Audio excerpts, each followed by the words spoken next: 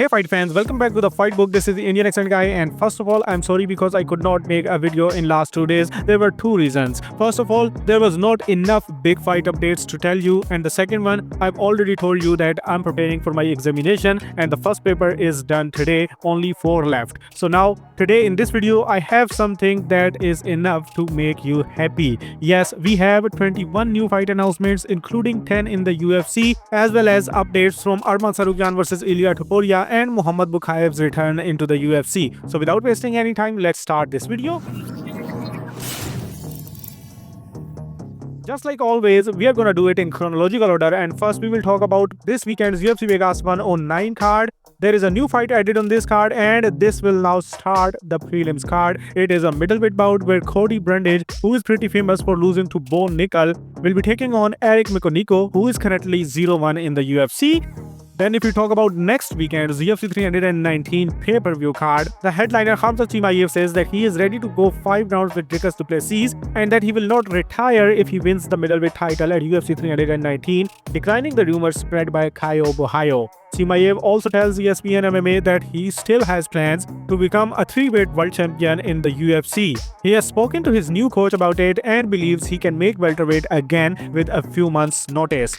When he was asked about a potential fight with Islam Makhachev at 170, he says it is a possibility because it's the fastest way to get pound-for-pound #1 spot. Then Khamzat says that he now wants to stay active after getting US visa and wants to return at UFC Abu Dhabi in October after winning the middleweight title. Anyway, the champion Dricus du Plessis also had an interview where he revealed that he usually walks around 225 to 230 pounds outside of camp. Still, he says he doesn't want to move up even to the light heavyweight division before clearing out the middleweight division. His current focus is only Khamzat Chimaev. Anyway, the kickoff of the early preliminary card of UFC 319 card is also official after the second last episode of Tough 33 because now we have Tough 33 flyweight finale. Team DC's 10-0 Alibi Idris will be taking on Team Sonen's Joseph Morales, who earned the spot in the finale via split decision. Then from next card, UFC Shanghai, August 23rd, Michel Pereira's opponent Marco Tulio, and now Pereira will be facing Kyle Daukaus, who was cut from the UFC with a 2-4 record, but then at CFFC, he got 4 straight wins with 3 finishes, so UFC got him back. Then from next card, UFC Paris for September 6th, Inessi Dubin is out of her women flyweight bout against Kennedy Freeman, and currently there is no replacement for her. Then from next card, Noche UFC 3, Raquel Pennington, former UFC bantamweight champion, has also pulled out of her bout against Norma Dumont. Currently, Dumont have not got the replacement opponent, but she got a call out from Aileen Perez, who called her out for a 5-round booty battle at UFC Rio. Then there are 2 light heavyweight fights are added on the next card, which is UFC Perth, headlined by a light heavyweight bout between Carlos Urberg and Dominic Reyes. In the first undercard light heavyweight bout, Jimmy Crute, who is coming off his first win in 4 years, will be taking on an easy opponent in Ivan Arzalan. Then in another light heavyweight bout, Junior Tafa will be taking on Ibo Aslan. Tafa is currently 2-4 in the UFC, while Aslan is also riding a 2-fight losing streak, so one of them will probably get cut after losing this fight. Then on the next card, UFC 320 T-Mobile Arena, October 4th, there are 2 fights added. First is a middleweight bout where Joe Pyfer will be taking on number 14 ranked Abus Magomedov. Pyfer, who is 5-1 in the promotion with a 2-fight winning streak, didn't want to fight Abus Magomedov and had publicly rejected this fight, but UFC somehow made him agree, and now he will be fighting Magomedov, who is riding 3-fight win streak after losing back-to-back fights from top contenders. Then the second bout which is added on this card is a women flyweight bout where Veronica Hardy will be taking on Brogan Walker. Then on UFC Rio October 11 card, UFC have announced the main event of this card. Number 4 ranked UFC lightweight Charles Oliveira will return in action after losing his fight to Ilia Topuria, and he will be taking on number 10 ranked Rafael Fiziev, who just broke his 3-fight skid by beating Ignacio Bahamondes recently. Anyway, a flyweight bout is also added on the card, and it is a surprising one. Johnson Park, who just lost his fight to Tetsuro Taira last weekend, is also back in action and will be taking on number 14 ranked flyweight Brazilian Bruno Silva, who is coming off 2 straight losses to Manel Kape and Joshua Van. Anyway, other than these officially announced UFC fights, Mokaev also reveals that the UFC offered him Contender Series 2 times, but he refused and he only wants to fight directly into the UFC. Then after Sean Strickland's suspension, Israel Adesanya has his sight on Paulo Costa rematch. Yes, he is now open to fight Paulo Costa. And then now if we talk about Tsarukyan versus Topuria updates, Arman Tsarukyan says that there is a 70% probability that he will fight Ilia Topuria next. Moreover, Tsarukyan also says that if he doesn't get the UFC lightweight title shot against Topuria, he is ready to fight Pimblet Geji or Dan Hooker if the UFC guarantee him a title shot after. Anyway, Uncle Chael Sonnen also claims that the UFC is planning Ilia Topuria versus Arman Tsarukyan, and this fight is 100% happening. But let me tell you, Uncle Chael is always wrong. Anyway, among all these talks, the lightweight champion Topuria performs his walkout song in front of thousands of fans in Spain.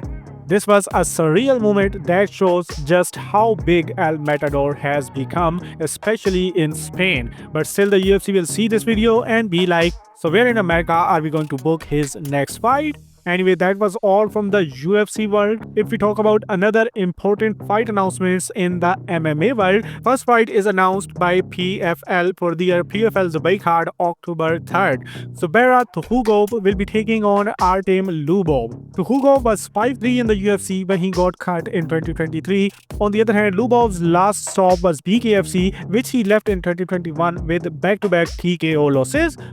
As per the official reports, Yoel Romero will be making his BKFC debut on BKFC 80 card September 12th against an MMA fighter who is 2-2 in MMA, currently riding a 2-fight losing streak.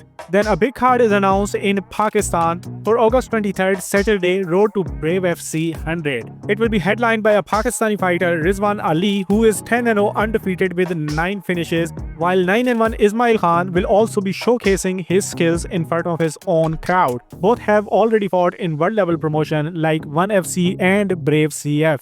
If everything goes according to the plan, I will be attending this event live. Anyway, now if we talk about the boxing fight announcements, the biggest fight announced from the boxing world is Chris Eubank Jr. versus Conor Benn 2. Yes, this fight is now official for November 15th at Tottenham Stadium in London. It will be promoted by Sella and sponsored by The Ring and Riyadh Season. Anyway, The Ring's Night of Champion card have also another fight added on its undercard. It is a shocking one as Artur Beterbiev is back in action after losing his undisputed belts to Dimitri Bivol, and he will be taking on a no one in Dion Nicholson. Although Nicholson have a good record on paper as he is 22-1 with 18 knockouts, but all over the cans.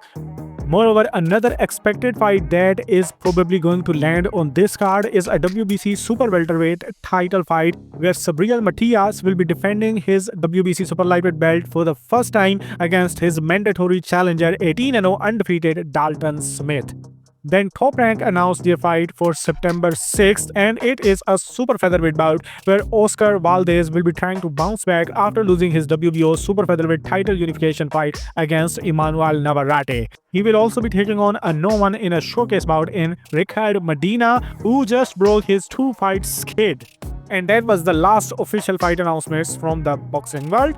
Moreover, Canelo vs Crawford rumored man card now include Christian Mbelli vs Lester Martinez in the co-headliner, then Jared Anderson vs Jarrell Miller, and also Callum Walsh vs Fernando Vargas Jr. Again, I say this is only a rumored card and nothing is official yet. Then Virgil Ortiz vs Keith Thurman are also in talks to headline a Golden Boy vs PBC show in October with the co-headliner in Arnold Barboza Jr. vs Frank Martin. Then in a recent interview, Manny Pacquiao revealed that his next fight will be in December and he is indeed not retiring from boxing.